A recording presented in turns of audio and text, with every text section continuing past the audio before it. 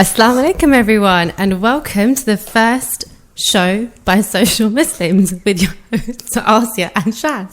Salam guys, we are thrilled, very thrilled to be here in collaboration with the wonderful Revive FM.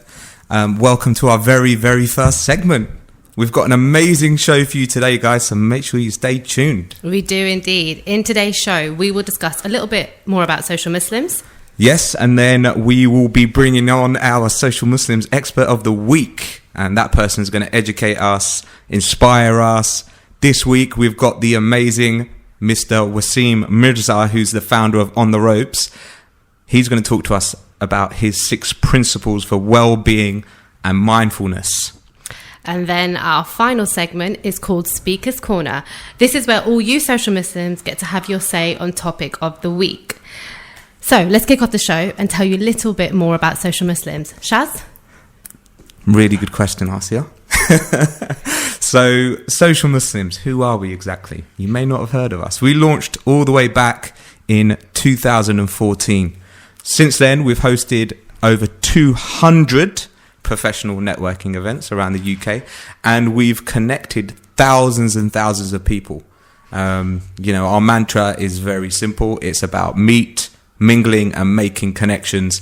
Without further ado, for today's show, we want to make sure that it's very informal, very discursive, organic. So, shall we kick it off, Asia? Let's go. So, obviously, we've spoken a bit about social Muslims. We've done 200 events. Oh no, it's crazy, isn't it? It's mad. But the listeners are probably wondering, what do we actually do? What are the events? What are they actually about? So our events are categorized broadly into 3 themes. We've got our networking events, we've got our games nights, and we've got adventure days. Nice. Maybe you might need to elaborate a little bit more. So obviously I've been to every single event, as most of them anyway, as the founder. But you mentioned some of the themes, so I don't know. Tell me a bit more about, let's say, an adventure day. What would that be about? Okay, so adventure days are really exciting. They kind of got a twist on apprentice tasks. So, for example, we go on scavenger hunts in and around London, and we also go, when the weather's not so good, we go to the museum. So, for example, we might go to the Natural History Museum. We'll put people into teams, and they've got some tasks to complete around the museum. And then, obviously, they are timed. Come back, have some dinner, collate the scores, and then see who the winners are. And then, of course, we get to network while we're eating and also while they're taking part in the challenge. So points mean prizes, right? In these kind of games? Of course, and always then a prize. We've got things like, obviously, networking events, which is just pure professional networking events. Yeah, but also we need to make sure that we try to make them as fun as possible. So, yes, it is a networking event, but we do really quirky icebreakers. So, for example, as soon as the guest comes in, we want to make them feel welcome, and then we give them an icebreaker. So, for example, we have something called Human Bingo. And rather than your mundane, how old are you, and what do you do as a profession, we've got really quirky questions like, where have you been abroad, or are you allergic to cats? Really random things that you might not necessarily ask somebody. That's what we cover in our icebreakers. Are you allergic to cats? No, but I'm very scared of them. She is petrified of cats. So when I say petrified, no one believes me. I am so scared of cats. To the extent that she will not come into someone's house. Yeah. If the cat is wandering around, someone has to literally. So big up Hugo, Yes. Our cousin's cat. Poor Hugo gets it every single time I come to their house. They literally have to hold him or put him in a different room. Every time I want to get out of a room, I have to make sure the coast is clear. So yeah, he's the cutest cat ever, though. You can't be allergic to Hugo. No one's allergic to Hugo. I love Hugo. I'm very scared of him, but I love him.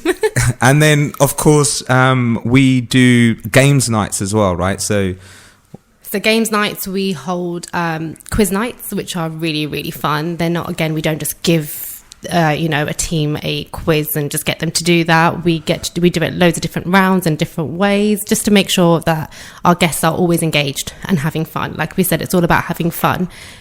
And we also do like we've done nostalgic game nights, where you think about all your game shows that you've watched growing up. So, for example, Family Fortunes, Wheel of Fortune, and we just make our own twist and just have fun with it. Like I said, all we want people to do is obviously make connections, meet people, but have fun as well while they're doing so.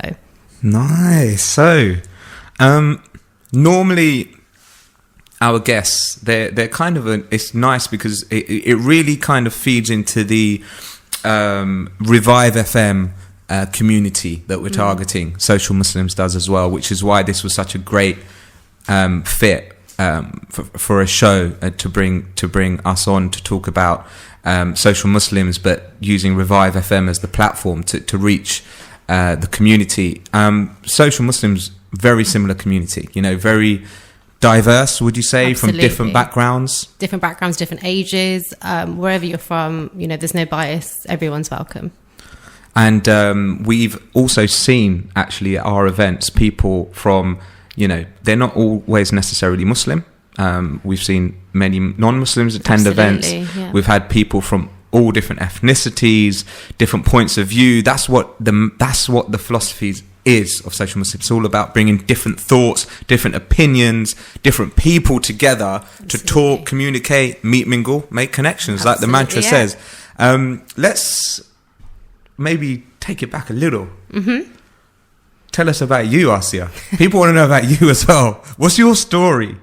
Maybe we start with how we met. That's probably the best story. Well, we met on Social Muslims. So my story is, before I was 27 years old, so 2 years ago, I was kind of looking for a platform or an event where I could go and meet like-minded Muslims. And I didn't think anything like that existed. So it wasn't necessarily, I need to find a partner. It was more to kind of extend my friend circle. So, like when you're 27 years old, you kind of got your group of friends. You've also got, you've got your work friends and so on and so forth. But then I feel like it's quite hard to extend after that. So I looked online and lo and behold, I found Social Muslims. And like I said, I didn't think anything like that did exist. And then there was a ping pong event in Bounce in London. I thought, okay, why not? Let's go. I was very nervous. But I went and had the best time ever. And that's where I met you. Bounce. Ping pong. Guys, you got to get down there. Yeah, it's a great place. Brilliant. If you like your ping pong, it's cool vibes. What about you, Shaz? What's your story? What are you bringing me up for? As the founder of Social Muslims, you need to tell us. What made you want to create this platform? Very good question. I get asked this question so often. I think it was almost an insight, I think, that I was looking to meet new people, for sure, within the Muslim community. And it was just so difficult to connect with people. You've got your apps, which which there's always that friction in the sense that you're never talking to someone face to face. It's always over a screen, and there might be a catfish, you never know. And then you've got the matrimonial sites. Obviously, at that time, I was looking to get married as well.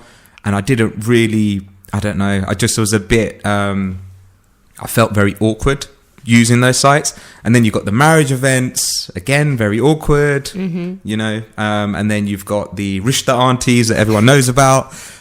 So I guess where I'm getting with this is initially it was to find someone. But then I thought, right, okay, if I can't find anything, like any platform that works for me, I'm just going to create a platform. And I guess social, that's where the Social Muslims came in the brand name. I thought, events. I go, where can we actually get our community to get together and do stuff together, which isn't, we're not going out on the lash on a Friday night, where we could do something, in an informal way, which is fun, which is, within the realms of doing the right things, absolutely, without crossing boundaries too much, and meet new people, and that's where the insight came from. Developed Social Muslims, did my first event, which was about 20 people turned up, and it was just a dinner. And it was, it was nothing crazy, but it's like the first step of every journey, right? And that was my first step. And then after that, I never looked back, because I think it was more about other people. You know, they were giving me really good feedback and saying to me, you know, this is a brilliant idea, continue to do it. And 200 events later, 5 years later, you know, 6 years soon, still going strong, and we're still doing it. I made some great friends, which is the main thing. So yeah, love it.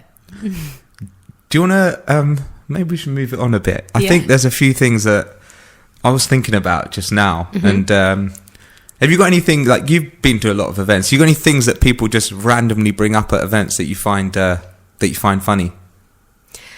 Not so much funny. I think a big commonality between a lot of our attendees, the elephant in the room, is marriage. I think a lot of people obviously are coming hoping to find a partner. But like you said, our events are not that. We're about networking and bringing people together, basically, and having a good time. So I think what we like to do is we don't want to be like a marriage event, you know, where you feel pressurized, you come and you feel like you have to meet somebody, and if you don't, you leave really disappointed and disheartened, especially as a girl looking to find someone. I mean, I've been down that route as well, and I know how it feels. So for us, we really make sure that when people come to our events, they leave feeling happy and that they've had a good time. So even whether they've made a friend, not made a friend, at least they've left having a good time. And that is our main goal, really, isn't it? Of course, we want to facilitate and get everyone to meet each other, talk to each other. But obviously, that's our job. We've done everything we can. And like I said, make sure that they have a good time. And then, yeah, I mean, again, that is the main thing that we want. We want everyone to have a good time. Yeah. And our job, obviously, isn't to, like, the mantra of Social Muslims isn't to facilitate marriage or facilitate someone finding a partner. It's to connect, is to create a network, to create a community.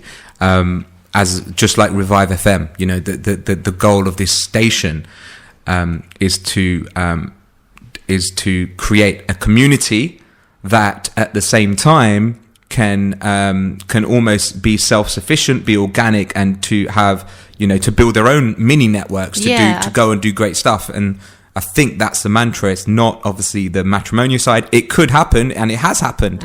People have gotten married, but that's not our key core goal. And you know what? I love the fact that we see people returning. So it's not, people come, they'll go to that event and, well, okay, find anyone, and then they don't come back. 9 times out of 10, that's what you feel like people do. However, we see so many people coming back to our events. Literally every week we'll see, you know, the same people are coming every other week just because they had a good time and they, you know, they like the group of people that we're around.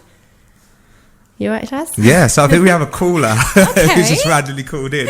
So, caller, would you like to announce yourself? Who's on the line? So, this is Altaf Hussain. Hey, Altaf. I'd like to ask a question. I'd like to ask a question about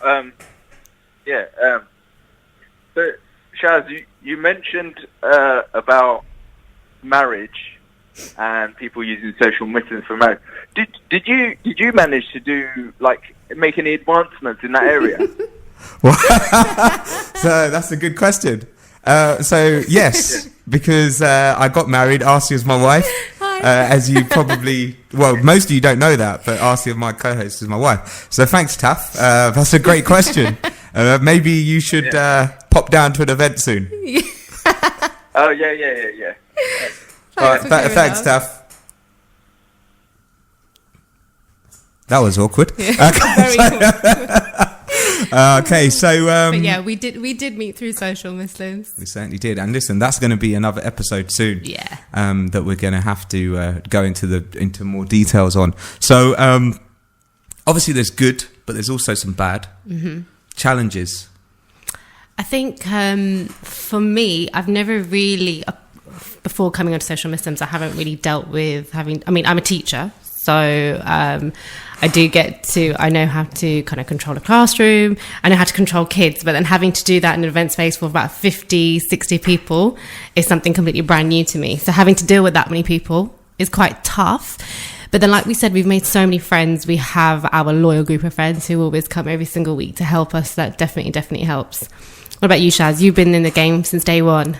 What challenges have you been in the game lots of challenges in the game. But you know what? The best way to overcome the challenges is to ask your own community what kind of feedback you need. Now, Revive FM, we do the same thing here. You know, it's all about asking the community, what do we think are the obstacle and challenges within social Muslims? We've noticed that things such as, you know, trying to make sure that we kind of are very clear on the objectives of the event. The events are about making connections, so we try and make that very clear. But you'll still get people saying, "Oh, is this a marriage event? Is this an event to meet people?" Of course it is, but we're not here to find you a partner, right? If you do, you do. So that's one of the big challenges. The other challenge is you can never make everyone happy, and that's something that I've learned from doing lots of events, and as of you, RC, I'm sure, is from the feedback. You're always going to get some negative feedback, but as long as a majority are happy, you never. It's, you know, it's probably scientifically impossible, I'm sure, to make every single person happy that comes to an event. So you'll get the feedback, take it on the chin and learn from it. Yeah, you know, we've learned so many things about how to better manage events, how to better manage people, how to, you know, make our events more efficient, etc. So yeah. So 200 events, Jazz. Quite an accomplishment. Highlights?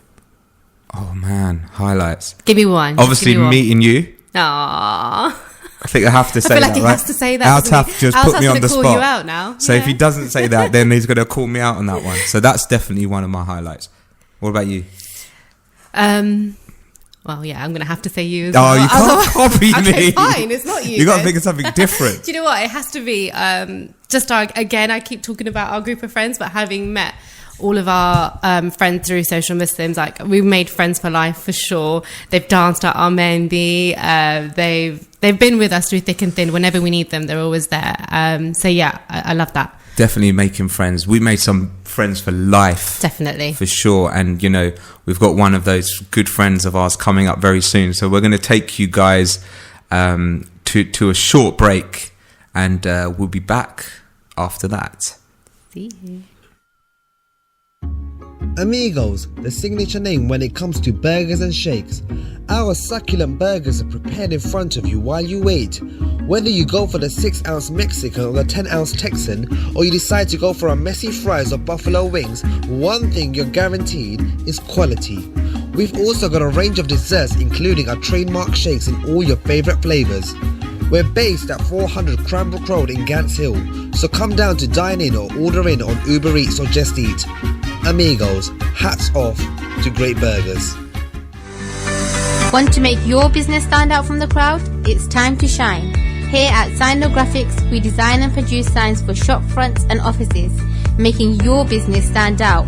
Whether it's LEDs or 3D signs, our experts will be here to guide you from design ideas to installation. For more information, visit us at 51 Green Lane, Ilford, IG1 16G, or call 0208 5146 708. 0208 5146 708. Have you heard of the new dessert place opening in Ilford, East London? All my friends are talking about it. No way, what's so special about it? I heard they'll be doing East London's very first nitrogen ice cream desserts, and we'll have hundreds of flavours to choose from. They'll even do the new trending Dragon Breath. I'm so excited. That sounds nitro-licious. I just can't wait. Yeah, you can follow them on Facebook and Instagram to stay updated with their opening schedule. That's Nitro Treats. Did you know that girls like Noura walk an average of 3 miles every day in search of clean water to support their families? Minhaj Welfare Foundation believes you can end the water crisis by building small and large-scale water projects. Your charity is helping improve the lives of communities living in the poorest regions of the world. However, more needs to be done. Support Water for All. Donate today. Call us now 0300 3030 777 or visit us on minhajwelfare.org. MR Accountants provide a full range of accountancy and taxation services, including annual and management accounts, self-assessment, tax returns, VAT, bookkeeping and payroll services to all different types of businesses. With our in-house chartered accountants, you can be guaranteed to save money. Contact us now on 0203 432 9138. Revive FM 94.0 on the radio, on your mobile, and online. Welcome back to the show, guys. The Social Muslims Hour. We hope you're enjoying it so far. You're going to enjoy it even more now. We've got the man. Hey. The man in the house. Mr. Wasim Mirza, everyone. Round of applause for sure. This guy, we met at Social Muslims event years and years ago, which is one of the beauties of Social Muslims, is meeting people like this. Wasim, he's a professional fitness guru. I'm going to say it straight. If he's not a guru, I don't know what a guru is. He's got he's not allowed. He's got a decade of top level experience in the game. And basically, as I said, this segment, which we're going to bring to you each time we're on, is going to be an expert who's going to educate and inspire you. So today, Wasim is going to talk to us about his 6 principles for wellness. Wasim, welcome, my friend. So I'm Saj, Asya. Thanks very much for having me. Walaikum salam. How you doing, man? Yeah, not bad. Where are you travelling from today? Work, Blackfriars. Not far. Blackfriars, not too far. Yeah. And Wasim is one of those guys that you'll always see with a huge backpack. Not today. Oh, apart from today. I did notice. Yeah.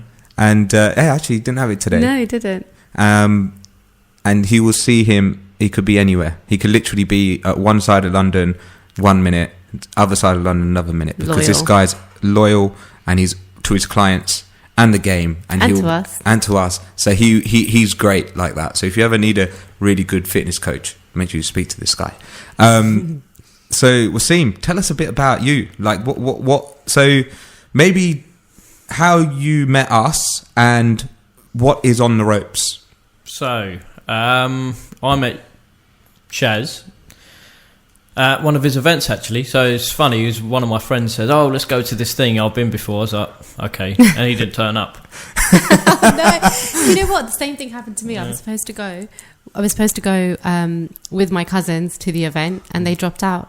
Yeah, still went. That's it. So I turned up waiting. I was just like, "Where's this guy?" Anyway, so went in, met Shaz, and then had a good time, and then just kept coming, and became really good friends with Shaz. And then obviously later on, I met yourself at the I don't know when it was, what event. I can't even pinpoint the event, but obviously you're going through Shaz's event. So Shaz, you're the link between sort of me, you, Arsia, everyone. And that's what it's that platform's done. I think not just for us three here, but everyone else obviously in our circle. Pretty much all met him from there. That's how I met Shaz. I think we started sort of training, sort of boxing. So you sort of came to the gym in Hackney in 2016, I think.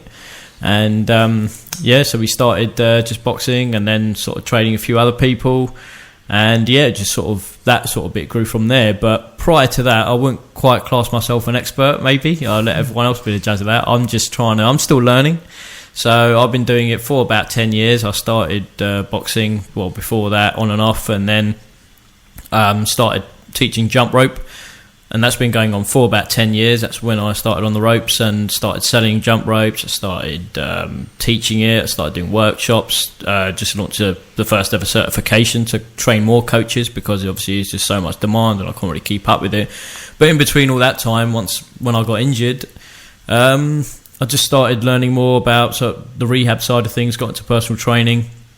It just sort of stemmed from there really, and then became a strength and conditioning coach, became a Czech practitioner and stuff like that, and just really learnt how all the other little bits fit together. Before he's just training like everyone else, maybe going into the gym and just doing the physical side of things and not really paying attention to actually what you're doing, or you're doing it right, and looking at the science behind certain things. So I'm still learning, but I've got a decent enough foundation, I think, that I'm able to help a lot of my clients, and so just train a lot of different people, very, males, females, also different sorts of health conditions and stuff. I'm not a doctor, I just want to clarify, but there are things that you can sort of help out with just by following these 6 principles that I'm going to outline on a very basic level.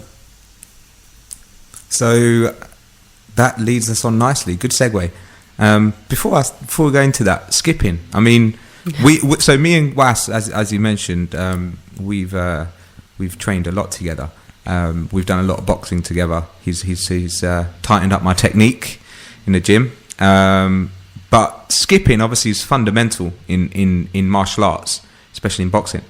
What I've noticed that your skipping lessons, they're so popular. Like, why? Yeah. People love to skip. I don't know. I started about 10 years ago, and I did them in all over. I think first I was in King's Cross, then I went to Camden, and now for the last 4 or 5 years I've been in East London, in Shadwell, and do them every week, Tuesdays at 7 p.m. And it's just something that I think has just blown up sort of over the last sort of 5 or 10 years. And it's, everyone sort of, I saw sort of so-and-so on Instagram or whatever, and, the guy I work with in the States, Buddy Lee, can you teach me what he does and stuff like that? So, I really like that. And, or they've just seen videos of me that's posted on somewhere else and whatever it might be, or just on my website.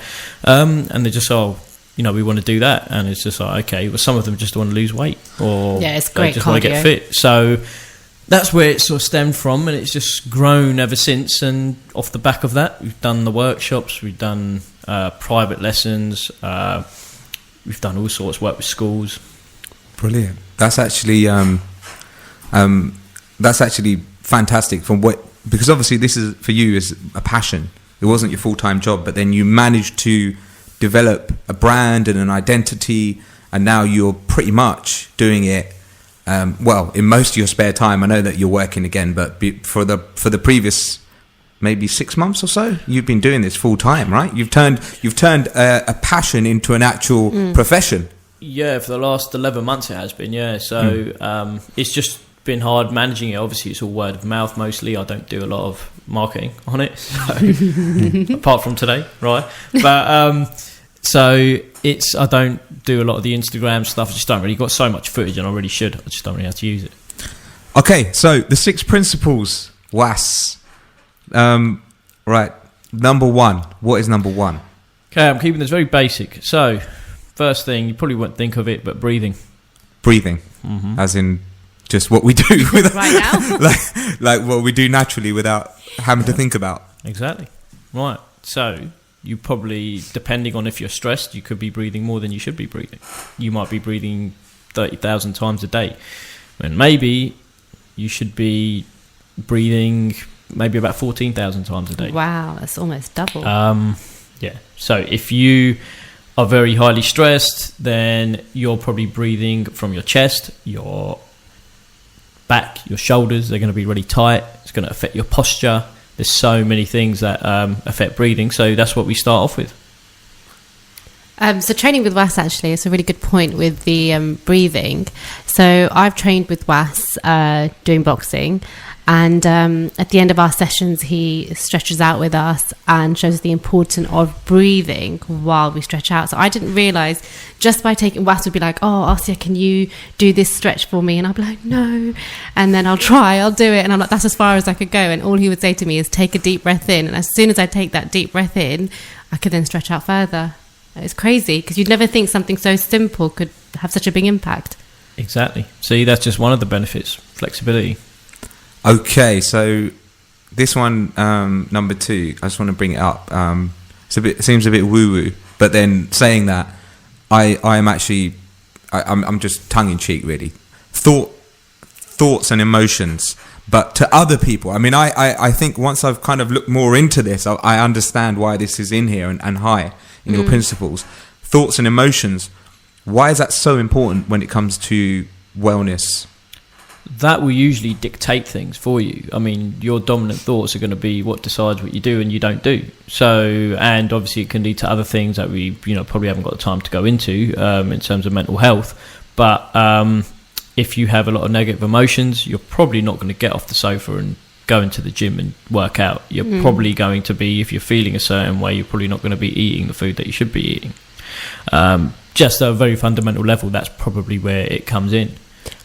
See, I'm the complete opposite. If I'm stressed, feeling anxious or upset, I will not eat. I can't. Just even looking at food makes me want to be sick. Well, that in itself is, if you don't eat, whether you're eating the wrong stuff and a lot of it, or you're not eating at all, those thoughts, they all have negative association with it.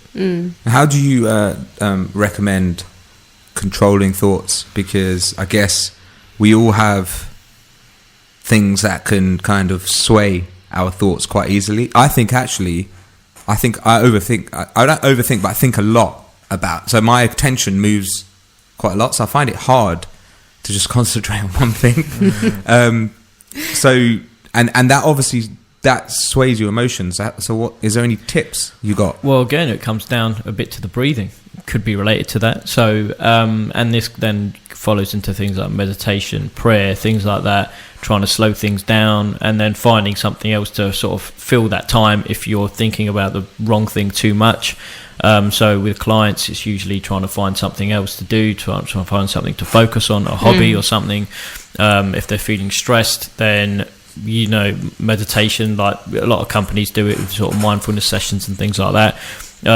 Some people do yoga, some people pray. Like even if you were to pray and read namaz, that would be enough for a lot of people. And brilliant. I love the fact that you mentioned namaz, because I think that's your time to.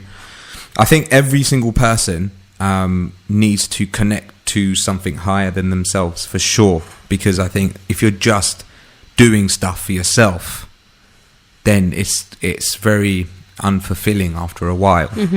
And then you start to understand why people are so depressed all the time, because they're just chasing and chasing.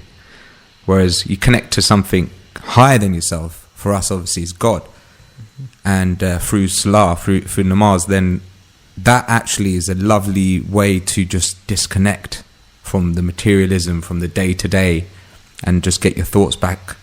So number 3. What's number 3? So number 3, these are all in order, by the way, right? So number 3, nutrition. Okay, nutrition, right? So this is a bit of a can of worms. You can go anywhere with this. You can.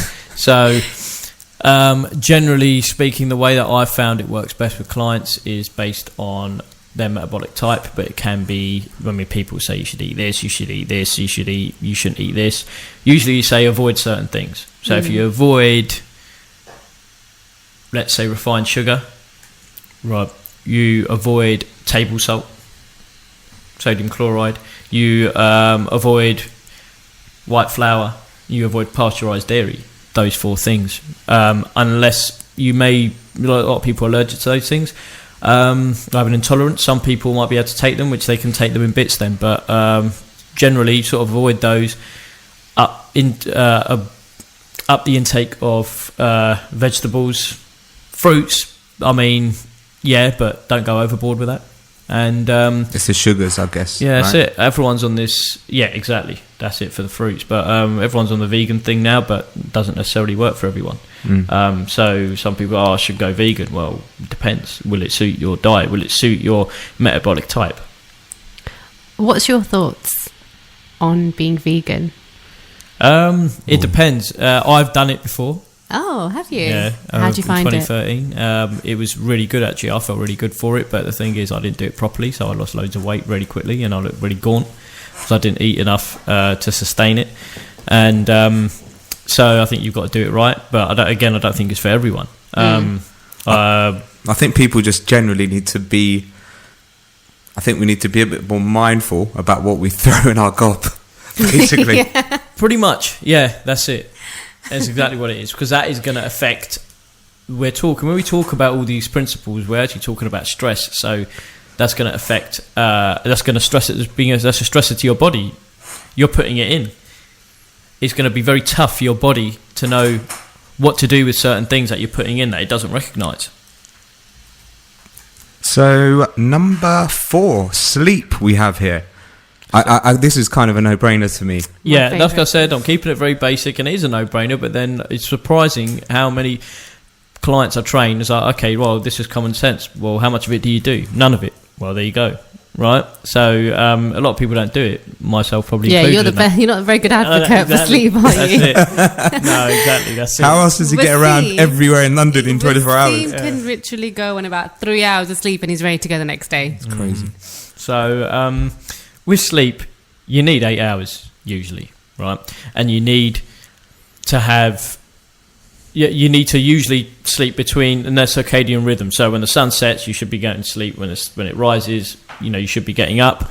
But obviously, when you have summer, it's a bit different. Ideally, between the hours of 10 till 6, your body physically repairs between 10 till 2 a.m. and then it does the psychological hormonal repairs after that, 2 to 6 a.m. Oh, interesting. So that's how important sleep is. It's really underrated. A lot of people don't look into it enough. So we have 1 minute. And we need to cover 2 more. So number 5 is... Okay, number 5 is simple. Hydration. Drink half the amount your body weight in ounces of water. So if you weigh, let's say, 200 pounds, you drink 100 ounces, which is about 2.8 litres of water. To put it simply, you need that for a number of reasons. If you don't get it, your cognitive function will drop to about 20% if you're like 3% hydrated, something like that. So, wow. Yeah. How much does it drop? About 20%. 20%? Yeah, if you're like 3% hydrated. No one. That's where I'm going wrong. Yeah. There you go. My mind fog. Right. Is that 20%?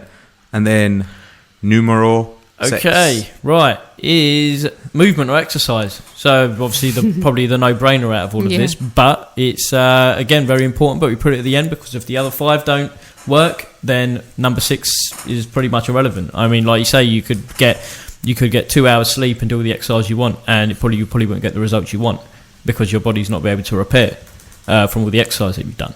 So again, keep it simple. You don't have to go crazy and do crazy amount of HIIT sessions in the gym or loads of weightlifting, whatever. Like, just keep it simple. Focus on the movements rather than the muscles, and you're good. Do you have a way for us to get in contact with you?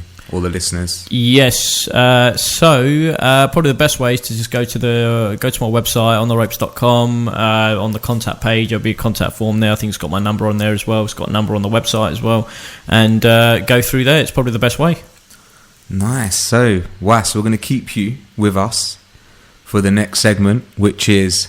Speaker's Corner. Speaker's Corner. What's that about, Marcia? It's when we get callers coming in or any questions that we've got. This is our chance to answer them with our expert.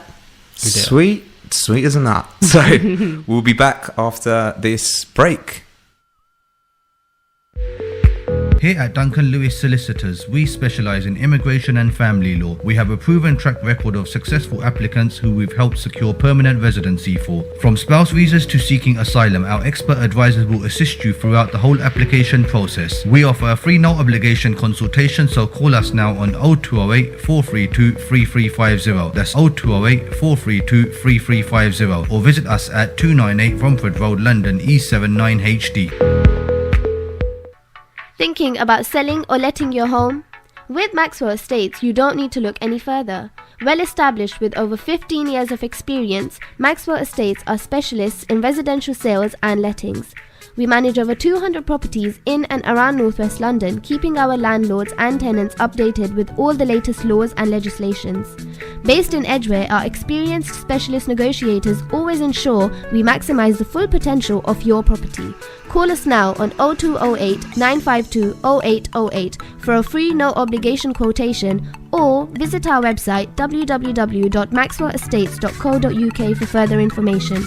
Maxwell Estates, the name you can trust. क्या आपको मालूम है कि नूरा जैसी बच्चियां पानी के लिए रोजाना 3 मील पैदल सफर तय करती हैं?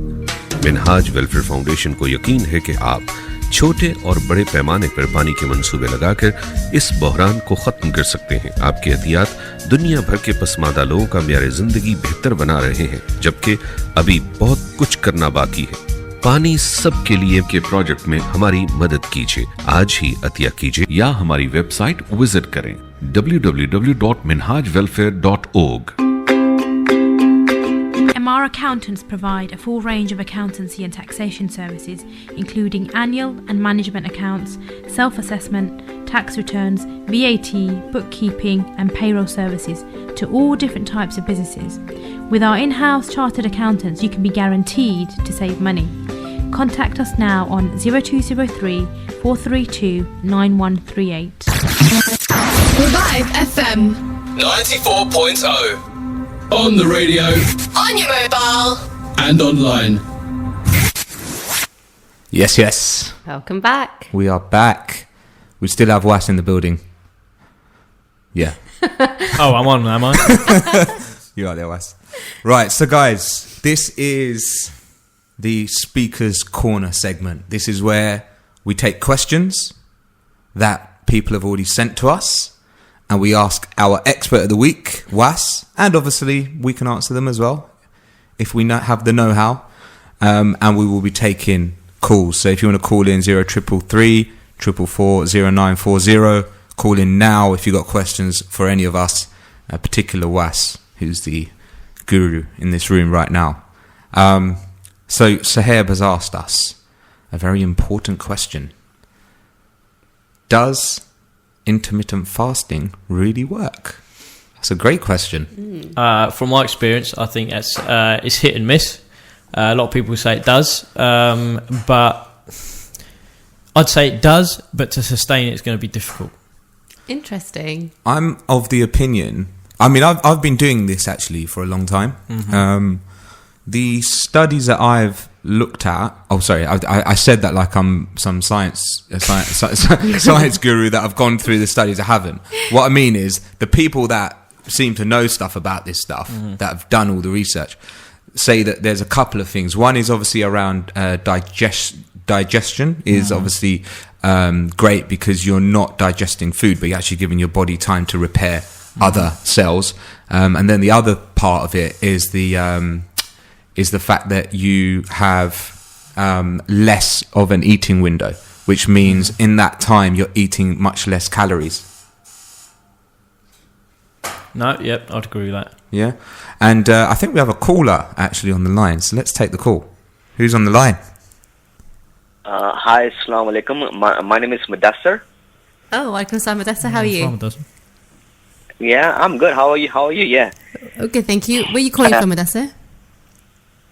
I'm actually calling from East London. Nice. I'm actually not that far from you guys, and I've been just listening to your channel, and I'm quite surprised by the 6 factors that Wasim has mentioned. It's quite interesting. Never knew about all that. But is Wasim there on the line? Yeah, he's there from far away. Yeah, you okay, Wasim? Yeah. Yeah, I'm great. How about you? All good? Yeah, I'm fine. Yeah, I'm good. Thanks. I just have a quick question for you. Actually, what I want to know is that I'm not a huge fan of gym, but I do like to, do like to work out just to take care of my health. Yeah, I'm not a huge fan to build up huge muscles. So what's the best way for me to do a bit of workout, like at least 2 or 3 days? Through 2 or 3 days in a week, yeah. Well, what kind of advice you can give me? I would say let's assume you don't have access to a gym. If you don't have access to a gym and you've got 2-3 days a week, then you want to do a full body workout. But depending on what you're starting from, I don't know what base you're starting from, if you've got any health conditions or anything like that. But what I would do, assuming you're sort of fit and healthy, you've got good enough mobility, it would just be body weight exercises, push-ups, squats, things like that, basic primal patterns, lunges, anything like that, push-pull movements. So you can use things like resistance bands that you can use just by anchoring them to a banister or any post that you can find, or your door at home. And I would do that 2-3 times a week. Do full body, gives your body enough time to recover in between, and that's probably the best thing. If you don't have access to a gym, if you do have access to a gym, then obviously it's a bit different, and you can start incorporating a bit of weights as well. Mm-hmm. Thank you, Mudassar. Thank you. Thanks, Mudassar. Thanks. Thanks. That was quite helpful, actually. Thanks. Thanks, Mudassar. Bye-bye. Bye-bye. Okay, so we have a question from Kaz. In East London. Why do you think well-being is so important, overall well-being? Does anyone want to answer that? We kind of answered it with the six principles. I think we have. I think it's just because if you don't take care of that, then you're going to encounter a lot of problems, chronic diseases, terminal illnesses, probably things like that. So that's probably why it's important in a nutshell. And if anyone else has got anything to add to that, I mean, for me personally, going to the gym makes me feel 100 times better. Even if I'm feeling quite low, force myself to go, and then as soon as you come out, you feel like a new person. So I think for your mental health, it's great. It also releases endorphins, right? So that's the happy. Yes, that's right. So that's why people generally tend to feel sort of for a couple of hours at least, elated as soon as they come out of the gym, and they're on a bit of a high, and then obviously they come down a bit after that. But that's why it's important to keep it going and try to do something, even any movement every day. You don't have to be in the gym lifting heavy weights every day, but as long as you're doing some sort of movement, whether it's a class, could be a dance class, anything, like every day. Yeah. That's but then also chocolate makes you happy. What's the difference? Well, you tell me. One isn't so good for the waistline. Yeah, exactly. That leads on to our next question by Riz. Also from East London. I need my West London people. Where are you? Call in. So his question is it true that a moment on the lips lasts a lifetime on the hips? Every girl wants to know this. No. No? I'd say no. Oh, okay. Well, it depends. So I can go home tonight and eat that chocolate? Well, you can if you're willing to do the work afterwards to work it off. Yeah. Calories in, calories out, right? I've always found that works for me. So I've just measured. Generally, yeah. I mean, it's always just, if you're going to be working out more than you're sort of eating, if you're eating a bit less, then it's fine. You can always say 80-20 rule. You behave yourself 80% of the time, you can mess about 20% of the time. Nice. Okay, next question was actually from Sabah, who isn't West but is South London.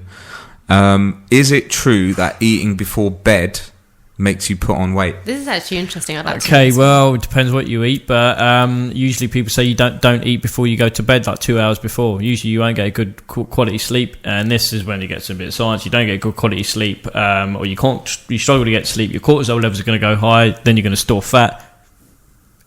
Yeah, I'd say yes. I hope you're listening, Shaz. You will put on weight, and usually people at that time they tend to have a lot more carbs as well, and obviously you're just going to store that.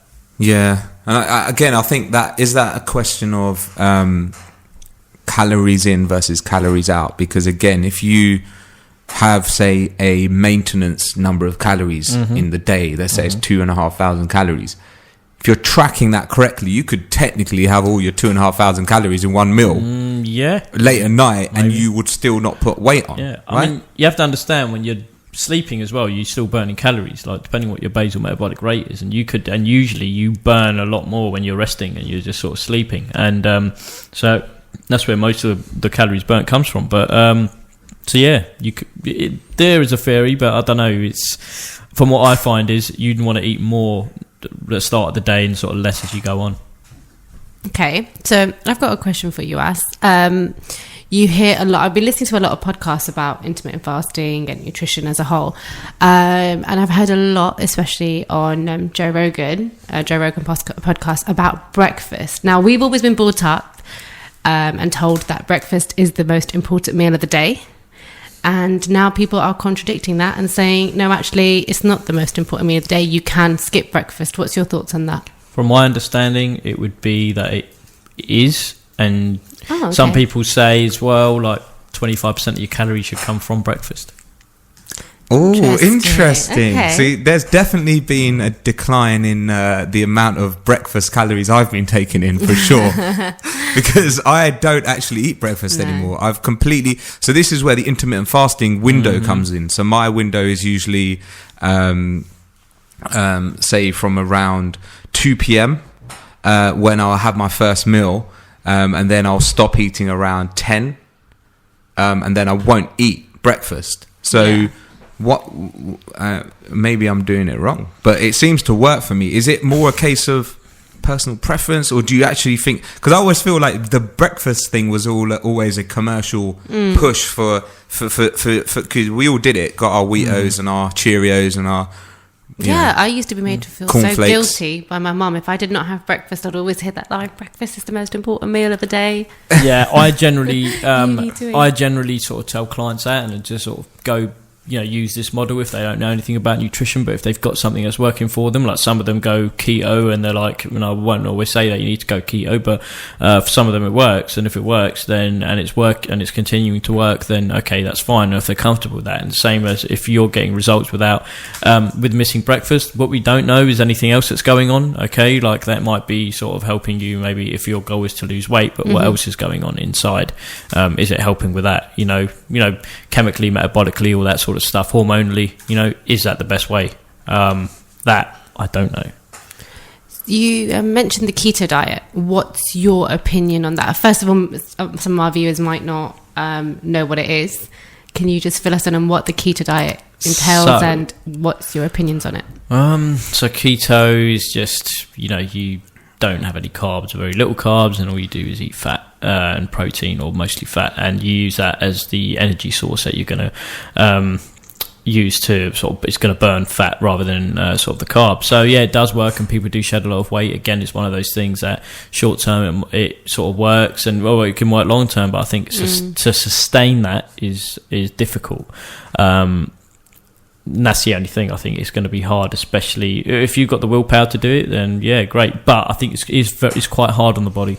Yeah, I think the main thing people do find with diets is you're fine for week 2 and then it's just hard to sustain and maintain that diet. I mean, that's what I've always found. That's why I do like to do intermittent fasting. However, I'd like to say it's for being healthy, I think, but mine is just rather sleep more and haven't got time because I'm running late in the morning to eat breakfast. I'm the same. I don't have the time to have breakfast. I'd rather sleep more. Sleep over food.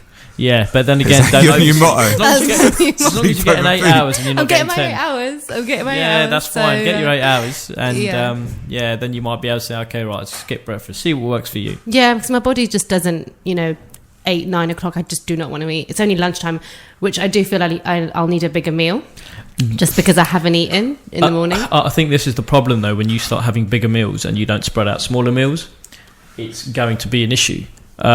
Because you're having, then let's say if you haven't eaten and you have a meal, it's going to be maybe quite carb heavy. Yeah, and I think this is my opinion. I think it boils down to calories in, calories out. I think everyone should have their own.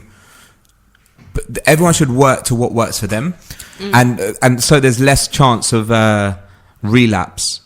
From so for example, for me, I can't do the keto. I tried it. You do lose weight quickly. The problem is you can't sustain. So I'll eat high carbs, but I'll eat in that window, like Arcee was saying. You don't eat as much because you have less time to eat, and your body just adjusts. It's like when you're fasting during Ramadan. You fast, your body just gets used to not eating. Yeah, no, I agree. I'm just used to it because I've never really eaten breakfast, I suppose. Like I said, that's my reasoning. But I do find it helps. And I kind of have just 2 large meals. So I have a big lunch and a big dinner, and then I'm done. Don't you crash after the lunch or anything? Oh yeah, no. So after dinner, I'm done. I'm stuffed. Was, thank you so much. You've been a brilliant guest. Thanks for having me. No worries. Thanks for coming on. We're going to bring Was on again, of course, to talk about other stuff. He's got a plethora, is that you say? A plethora of information.